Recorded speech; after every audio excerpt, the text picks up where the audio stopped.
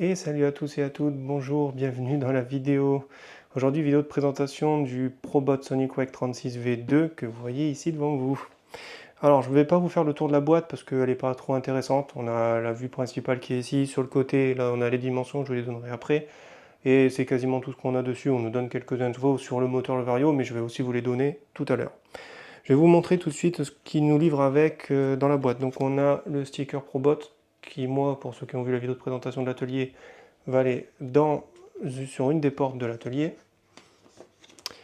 Ensuite, on nous livre des petites vis et des écrous en nylon qui viennent ici pour faire une sécurité au cas où il y aurait quelque chose qui tape.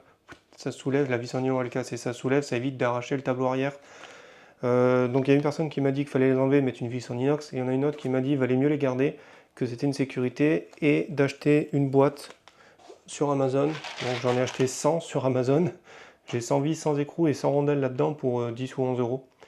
Donc voilà, j'ai de quoi faire, donc si jamais ça casse, c'est pas trop un problème. Donc Probot en livre 5 d'avance. Ensuite, il nous livre un petit tube d'antenne, enfin petit mais qui est beaucoup trop grand par rapport à ce qu'on a besoin, donc ça je le couperai aussi. Il nous livre du velcro, je sais pas trop pourquoi faire, sûrement pour les lipos, mais ils le disent pas dans la notice. Ensuite, un pot de graisse qui est, je trouve, très collante. Si c'est la même que celle qu'ils avaient mis d'origine sur le Flex, il est très collant.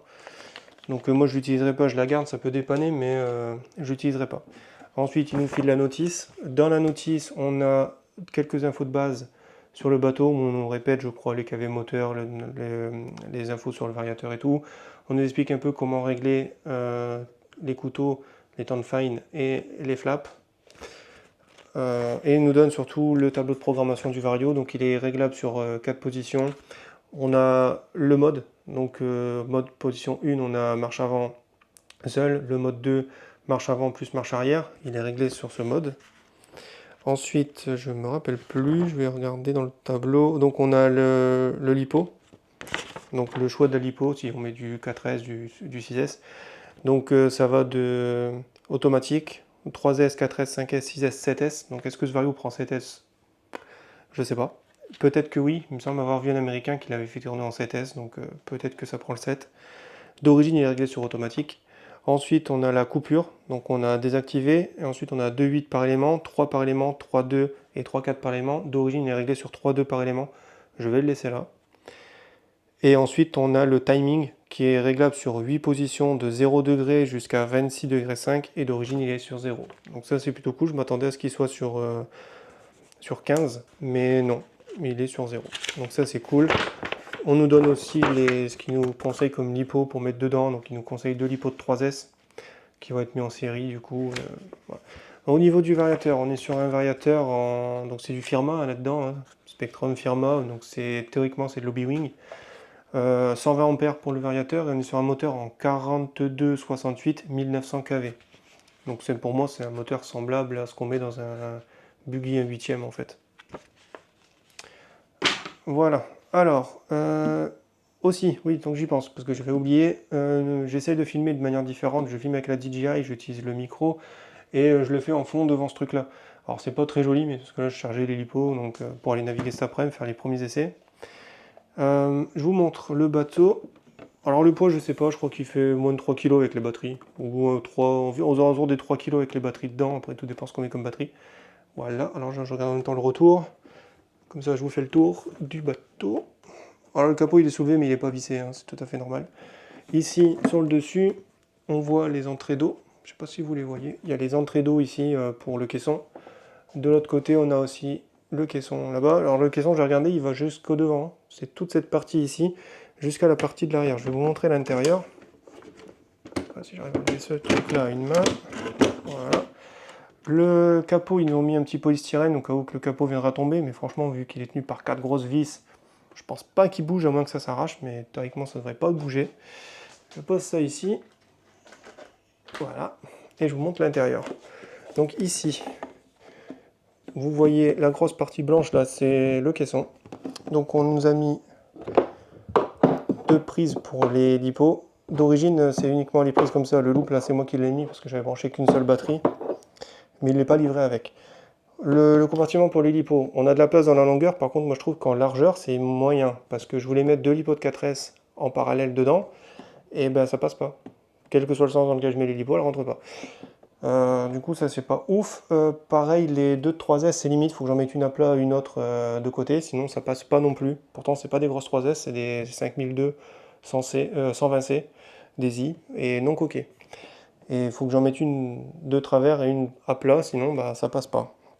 Moi, c'est pas gênant. Par la suite, je pense utiliser, enfin, c'est pas que je pense, c'est que je compte utiliser que des lipos de 6S qui me serviront du coup. C'est aussi pour ça que j'ai fait ce choix-là. Je crois que je l'ai dit au début de vidéo, mais qui me serviront pour la GTB et éventuellement pour la FG dans quelques temps, mais surtout pour le Viper parce que le Viper, le projet a repris.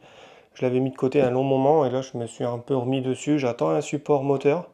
Une fois que j'ai reçu le support moteur, j'essaie de voir si ça rentre en place et que tout s'aligne bien correctement. Et si c'est le cas, j'enchaînerai sur refaire tout l'intérieur de la coque. Enfin, pas tout refaire, mais en gros, ce que vous voyez dans la coque, c'est collé en fait.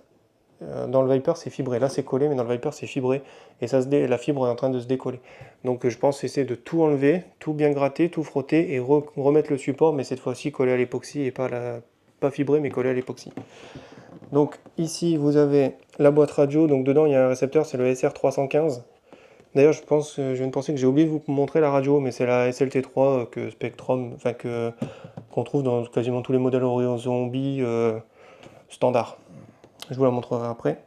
Donc le récepteur SR315 qui est là-dedans, le variateur Marine Firma 120 A et le moteur ici avec sa bague de refroidissement. Le cerveau de direction, il paraît qu'il est pas ouf et je sais même pas, je peux même pas vous donner les infos, j'en ai aucune dessus.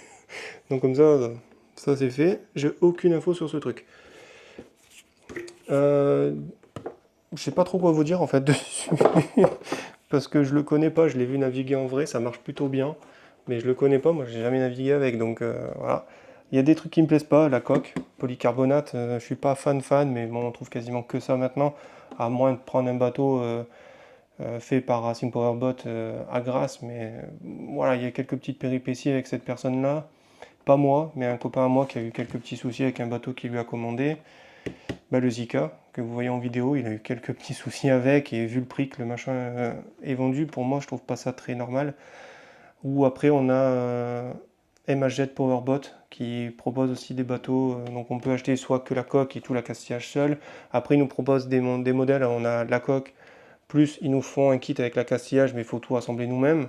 Et ensuite un kit, enfin quasiment on va dire ready to run, ils nous livrent tout monté, on a le moteur qui est déjà en place, on a juste à rajouter un récepteur et un variateur.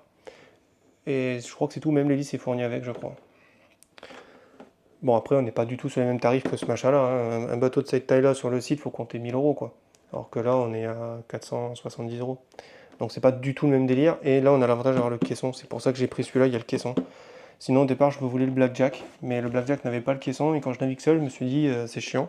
Déjà, l'autre jour, j'ai dû nager parce que le disruptor est tombé en panne et j'ai dû aller le rechercher à la nage. Je vous ferai une vidéo pour vous expliquer ce qui s'est passé, mais pour vous la faire simple, là, le Vario d'origine a lâché. Je l'ai remplacé par un Vario B-Wing en 120 A, donc les V4, et ce Vario-là a lâché aussi. Voilà. Du coup, bah, il y a garantie. Alors pour le premier, la boutique où je l'ai acheté m'avait dit qu'il reprenait en garantie, que c'était pas un problème, mais je l'ai jamais fait, sachant que j'avais mis le Hobby-Wing dedans et j'en étais content. J'avais fait au moins une dizaine de sorties déjà avec et ça me convenait, donc je voyais pas pourquoi revenir m'embêter à envoyer le variateur, attendre le SAV machin et qu'il revienne, et pour pas l'utiliser, je me suis dit ça sert à rien. Donc du coup, voilà, j'ai laissé tomber le SAV du site allemand. Mais là, par contre, du coup, le Hobby-Wing, je l'avais acheté sur RCT, mais je vais faire fonctionner la garantie. Mais je vais vous faire une vidéo pour vous expliquer un peu ce qui s'est passé, les raisons pour lesquelles je pense que c'est arrivé, tout ça, et je vous ferai une vidéo pour ça. Voilà. Allez, on revient sur lui. Euh, donc les lipos, oui, non pas les lipos, on s'en fiche en fait. La radio, voilà. La SLT3 de base.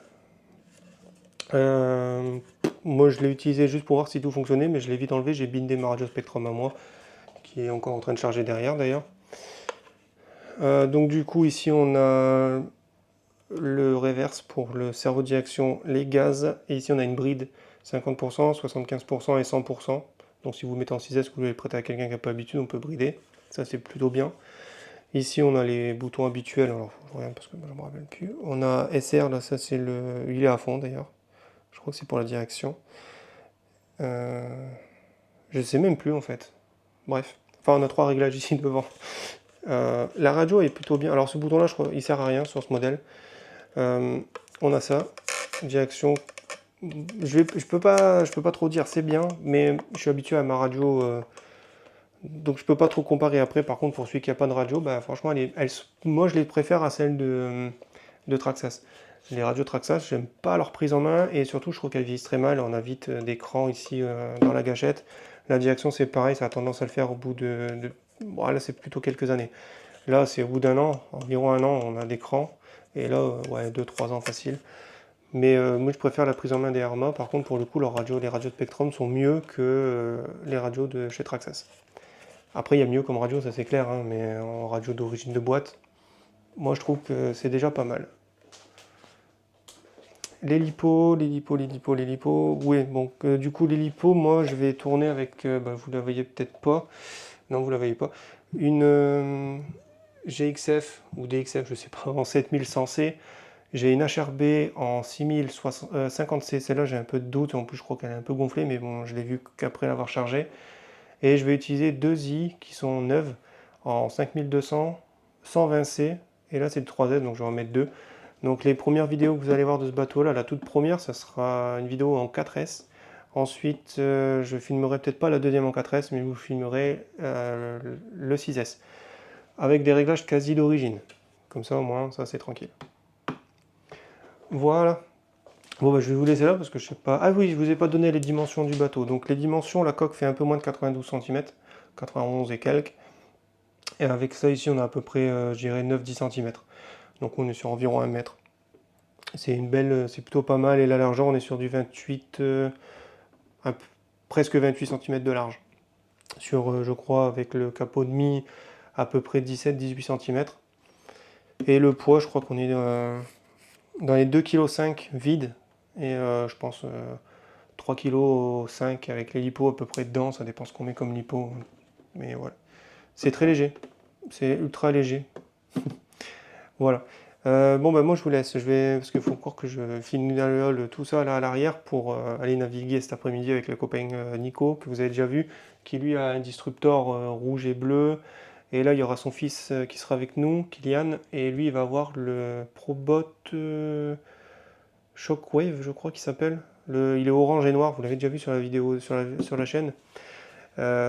C'était Nico qui le pilotait, il était en charbon à l'époque. Au début que moi j'avais le disruptor, le vert. Oui, parce qu'entre temps ça a changé, ça faut je vous explique aussi. C'est pas le même bateau, j'ai changé, j'ai revendu le vert pour acheter le rose parce que le vert je le voyais pas assez bien dans l'eau et du coup j'ai voulu prendre un rose. Voilà. Et surtout parce qu'on était plusieurs à avoir le vert, alors je me suis dit autant changer. Et en fait, après avoir changé, je me suis rendu compte qu'on pouvait avoir les stickers en pièces détachées. Du coup, voilà, j'aurais pu juste changer les stickers, mais bon, j'ai changé la coque complète. Voilà. C'est Romain, faut pas chercher à comprendre. Voilà, donc moi je vous dis, je vous souhaite un bon week-end parce que là on est samedi, vous verrez la vidéo un dimanche, donc plutôt bon dimanche. Normalement, vous verrez la vidéo, là on est le week-end du 21, la semaine prochaine. Donc le week-end je crois que ça doit être le 26. Voilà. Allez, à la prochaine, ciao!